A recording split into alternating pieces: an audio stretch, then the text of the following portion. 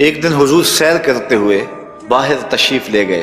وہاں ایک قافلے نے پڑاؤ کیا ہوا تھا اور ان کے وہاں اونٹ چل رہے تھے۔ ایک سرخ رنگ کا اونٹ حضور کو پسند آ گیا۔ قافلے والوں سے کہا کہ بیچتے ہو؟ انہوں نے کہا جی ہم بیچتے ہیں۔ کتنے کا بیچتے ہو؟ کہا اتنے کا۔ سودا طے ہو گیا۔ حضور فرمایا میں تاجرانہ غرض سے تو آیا نہیں تھا، میں تو سیر کے لیے آیا، یہاں تمہارا اونٹ مجھے پسند آ گیا تو میں اس کا خریدار بن گیا، میں اپنے شہر میں جا کر اس کی قیمت تمہیں بھیج دوں گا۔ اونٹ پکڑا اور حضور سوئے مدینہ چل دیے۔ جب تک حضور دکھائی دیتے رہے وہ حضور کو دیکھتے رہے۔ جب نظروں سے اوجھل ہو گئے تو دل پہ ہاتھ رکھ کے کھڑے ہو گئے۔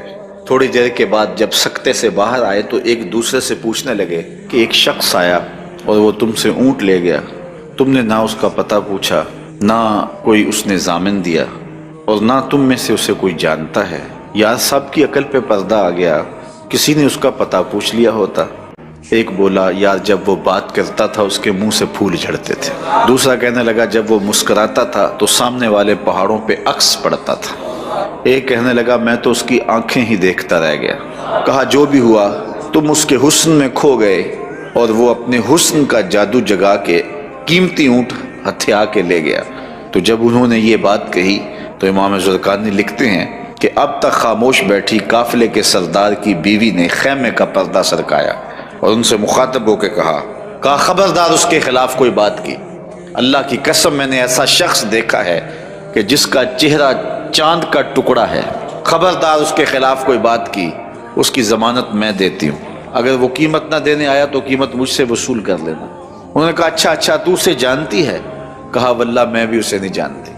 تو کہا پھر ضمانت کس بات کی دے رہی ہے؟ کہا جب تم سودا کر رہے تھے میں نے خیمے کی اوٹ سے اس کا چہرہ دیکھا تھا، اور جس کا چہرہ اتنا سونا ہو وہ جھوٹ بول ہی نہیں سکتا۔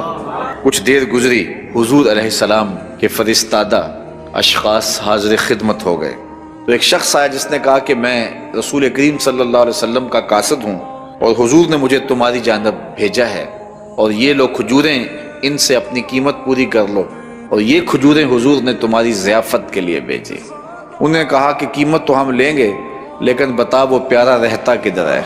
انہوں نے کہا کہ وہی یہ کھجوروں کے جو جھنڈ دکھائی دیتے ہیں یہی اس محبوب کا ڈیرہ ہے۔ امام زرقانی لکھتے ہیں کہ سارا قافلہ اٹھا اور حضور کے قدموں میں جا کے بیٹھ گیا۔ سب نے اسلام کی دولت حاصل کی تو حضور کا چہرہ ہی اتنا خوبصورت تھا کہ جو دیکھتا تو پھر دیکھتا ہی رہ جاتا۔